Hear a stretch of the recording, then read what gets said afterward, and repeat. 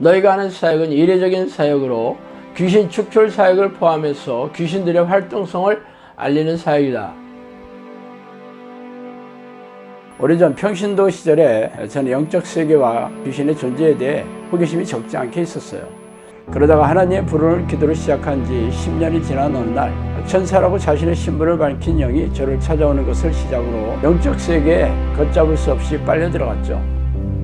책에서 소개한 25가지의 사건들은 사실 빙산의 일각이에요. 귀신들은 입을 통해서 음성으로 말하기도 하며 누군가가 귀에다 대고 말해주는 것처럼 영음으로 말해주기도 합니다. 또한 사람 안에 잠복하여 뇌를 장악하고 조종하고 모든 신체 기관을 움직일 수도 있어요. 물론 대부분의 귀신들은 자신의 존재를 감쪽같이 속여 숨어서 조종하지만 말이죠. 귀신들이 잠복하여 들어가 있는 정신질환 환자들에게서 귀신을 쫓아내면서 정신질환과 고질병을 취하면서 제 주장을 증명해오고 있습니다. 그동안 저를 찾아온 사람들은 전부 교회를 열심히 다니는 교인들이었으며 그들은 자신이 다니는 교회에서의 문제를 해결할 수 없어 전전긍긍하다가 저를 찾아오느라고 말하더라고요. 성경은 우리가 사는 세상의 왕이 사탄이고 악한 영들이라고 선포하고 있지 않습니까? 그들은 놀라운 위력과 능력으로 죄의 덫을 놓고 유혹해서 죄인으로 만들어 생명과 영혼을 사냥하는 섬뜩한 놈들이라고 밝히고 있습니다. 그래서 예수님은 죄를 부추기고 죄인으로 만드는 이놈들과 피 터지게 싸워 이기는 사람들만이 생명책에 이름이 지어지지 않을 것이라고 말씀하시지 않아요? 그러므로 귀신들의 정체와 공격에 무지한 교인들은 속아서 포로로 잡혀있으며 이 땅을 떠나면 지옥불에 던져질 운명의 셈이죠. 종말의 시간이 가까울수록 악한 영들은 더욱 날뛰면서 교인들에게 불행과 고통을 줘 영혼과 생명을 사냥하고 있는 이때 성령께서도 귀신들에게 고통받고 있는 하나님의 백성들에게 귀신들의 정체와 공격을 알리고 이들과 맞서 싸워 이기는 정형산을 양칼하는 성령의 명령의 일환으로 이 책을 쓰게 되었어요. 그러므로 당신도 이 책을 통해 귀신들의 정체와 공격을 잘 알고 영생을 준비해야 하지 않겠어요? 정신을 바짝 차리고 영적 전쟁을 준비하지 않는 사람들은 죄다 이놈들의 포로가 될 것이라는 것을 명심하기 바랍니다.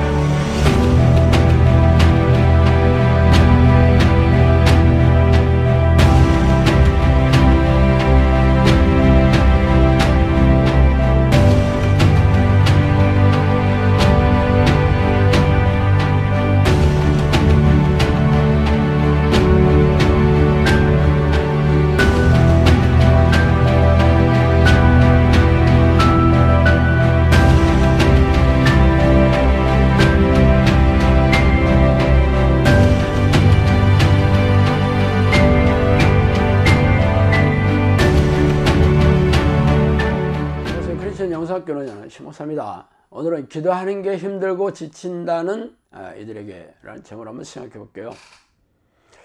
예전에 외국에서 거주하는 동포가 제가 그동안 해온 기도 간증이 들어간 블로그의 칼럼에 질문을 해왔습니다. 그 질문의 내용은 그렇게 오랫동안 기도하는 게 힘들고 지치지 않냐는 것이었어요. 자신도 절박하게 기도하고 싶은데 이 기도가 재미있지 않다면서 말이죠. 이런 딜레마는 열심히 기도해 본 사람이라면 누구나 느꼈던 생각일 것입니다. 사실 제가 이 기도를 하기 전에는 새벽 기도에 번변히 참석하지도 못했고 참 그렇고 그런 교인에 불과했어야 했어요. 아침 5시에 일어나는 일이 쉽지 않았기 때문에 이고 또 기도를 마치고 집에 들어와 부랴부랴 출근을 해야 하는 일이 녹록지 않았어였어요. 그래서 새벽 기도를 작정하면 잠이 모자라서 오후가 되면 피곤해하기 일쑤였죠. 그래서 작심삼일로 끝나는 이유이기도 해요. 그래서 현대교회에서 열리는 새벽 기도에 성실하게 참여하는 사람들은 담임 목사나 다른 교인들의 눈치를 보아야 하는 장로나 권사 등의 중직자에 불과합니다. 그렇다면 제가 어떻게 해서 이 기도를 즐기는 사람이 되었는지 궁금하실 법도 해요. 그동안 우리네 교회에서 시행하는 기도는 하나님으로부터 무엇을 얻어내는 수단에 불과했습니다. 그래서 교회에서 요구하는 각종 기도 제목을 나열한 후에 자신이 원하는 기도 제목을 열거하는 기도를 반복하곤 했죠. 그러나 하나님이 누구십니까? 하나님은 우리의 소원을 이루어 주시려고 나타나는 알라딘의 램프에 나오는 요정 지니가 아니에요. 그분은 세상의 창조이시자 우리의 주인이십니다. 말하자면 우리는 그분의 종일 셈이죠. 그러므로 우리의 기도는 그분의 뜻에 합당해야 할 것입니다. 그러나 아쉽게도 교인들은 하나님의 뜻을 무시하고 자신들이 소원하는 기도를 하고 있을 뿐이죠. 그런 기도는 하나님의 관심을 얻을 수가 없어요. 그래서 희생의 강도를 높일수록 기도가 노동이 되고 종교적인 행위가 되어 자기 의와 자기 만족의 수단이 될 뿐입니다. 거머리에게는 두 딸이 있어 다우다우 하느니라. 잠언 30장 15절이죠. 그렇다면 어떻게 해야 행복하고 즐거운 기도를 할 수 있을까요? 바로 하나님이 원하는 기도로 해야 합니다. 하나님이 원하는 기도는 자신의 소원을 얻어내는 기도가 아니라 하나님과 교제하는 기도예요. 입으로는 하나님을 주인이라고 부르면서 정작 기도할 때에는 자신의 소원을 이루게 해달라는 생떼를 쓰고 있다면 그게 무슨 종의 모습이겠어요. 그래서 교인들이 아무리 열심히 희생적으로 기도하더라도 아무런 일이 일어나지 않는 이유죠. 하나님이 원하시는 기도는 하나님을 이름을 불러서 모셔드려 깊고 친밀한 교제를 나누는 기도입니다. 사도 함께 모이사 그들에게 분바에 이르시되 예루살렘을 떠나지 말고 내게서 들은 바 아버지께서 약속하신 것을 기다리라. 요한은 물로 세례를 베풀었으나 너희는 몇 날이 못되어 성령으로 세례를 받으리라 하셨느니라. 사도행전 1장 4, 5절이죠. 저희들이 감람원이라고 하는 산에서부터 예루살렘으로 돌아오니 이 산은 예루살렘에서 가까워 안식일에 가기 알맞은 길이라. 들어가 그들이 요하는 방으로 올라가니 베드로, 요한, 야고보, 안드레와 빌립, 도마와 바들로메, 마테와 및 알페의 아들 야고보, 세로신 시몬, 야고보의 아들 유다가 다 거기 있어 여자들과 예수의 어머니 마리아와 예수의 아우들과 더불어 마음을 같이하여 오로지 기도에 힘쓰더라. 사도행전 1장 12절 14절이죠. 사도들과 수많은 제자들은 예수님의 공생의 사역을 가까이서 지켜보고 따랐던 사람들입니다. 그런데 예수님이 승천하시면서 기이한 명령을 내리시죠. 예루살렘을 떠나지 말고 하나님께서 약속하신 성령을 기다리는 것이었어요. 그래서 그들은 마가의 다락방에 올라가 성령을 간절히 구하는 기도를 하기 시작했죠. 그 후에 어떤 일이 일어났는지 여러분도 잘 알고 계실 것입니다. 그러나 우리네 교인들은 3분짜리 영적 기도에 동의하기만 하면 성령이 자동적으로 내려오신다고 배우고 있죠. 그렇다면 3년 반 동안 예수님을 따라다녔던 사도들과 제자들이 비교해서 엄청난 특권을 주셨다는 게 아니겠어요? 사도들도 열흘 가까이 하루 종일 오로지 성령을 부르는 기도에 힘쓴 끝에 성령의 임재를 경험했는데 말이죠.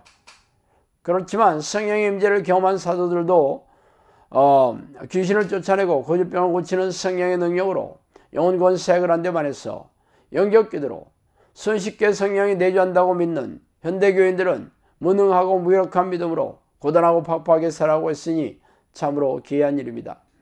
볼지어다 내가 문 밖에서 서서 두드리노니 누구든지 내 음성을 듣고 문을 열면 내가 그에게로 들어가 그와 더불어 먹고 그는 나와 더불어 먹으리라. 요한계시록 3장 20절이죠. 자, 위에 예수님의 말씀의 대상이 누구입니까? 바로 초대교회였던 라오디게아 교회의 교인들이었습니다. 그들이 예수님을 영접하지 않은 사람들이었을까요? 아니겠죠. 고향과 가족과 평안한 삶을 다 내어놓고 목숨을 걸고 예수를 믿었던 유대인들이었습니다. 그런데 예수님이 그들 안에 계십니까? 아니잖아요. 예수님은 그들 밖에서 마음의 문을 열어달라고 간청하고 계십니다. 즉 예수님은 그들과 따로 밖에 떨어져 계셨던 것이죠. 그래서 그들이 마음의 문을 열고 받아들이면 깊고 친밀하게 교제를 나누겠다고 제안하고 계십니다. 이렇게 한때 목숨을 걸고 예수를 믿었던 초대교회 교인들에게조차 예수님이 안 계신 이런 사람이 대부분인데 우리네 교인들은 항상 계시다고 믿는다는 게 얼마나 웃기는 얘기예요. 평안을 너에게 끼치노니 곧 나의 평안을 너에게 주느라. 내가 너에게 주는 것은 세상이 주는 것 같지 아니하니라. 너희는 마음에 근심하지도 말고 두려워하지도 말라. 요한복음 14장 27절이죠. 주 안에서 항상 기뻐하라. 내가 다시 말하노니 기뻐하라. 빌립보서 4장 4절입니다. 저는 영이시니 주의 영이 계신 곳에는 자유가 있느니라. 고린도후서 3장 17절이에요. 하나님의 영이자 예수 그리스도의 영인 성령을 안에 모신 사람들의 특징은 평안과 자유와 잔잔한 기쁨이 넘쳐 흐르게 됩니다. 제가 쉬지 않고 하나님을 부르는 기도의 습관을 들인 이후에 성령께서 들어오셔서 이러한 평안과 기쁨을 누리게 되었습니다. 그 후에 제 삶을 행복하게 해주시며 놀라운 영적 능력으로 귀신을 쫓아내고 고질병을 고치는 영적 능력으로 영성학교 생활을 인도하게 해주셨어요. 이렇게 사도들도 전심으로 성령을 부르는 기도를 한 이후에 성령과 동의하는 사람이 되었습니다. 그게 전부였겠습니까? 그 이후에도 쉬지 않고 기도하며 깨어서 항상 성령과 교제하는 기도의 습관을 드리는 게 당연하지 않았겠어요? 그러므로 당신도 성령과 동의하는 삶을 누리고 싶다면 쉬지 않고 하나님의 이름을 부르며 전심으로 성령의 내주를 요청하는 기도의 습관을 들여야 할 것입니다. 그래서 성령이 들어오시면 기도하는 시간이 기뻐지고 기도하고 싶어지는 것이 당연한 일이 되겠죠. 자, 오늘 여기까지 하겠습니다. 감사합니다.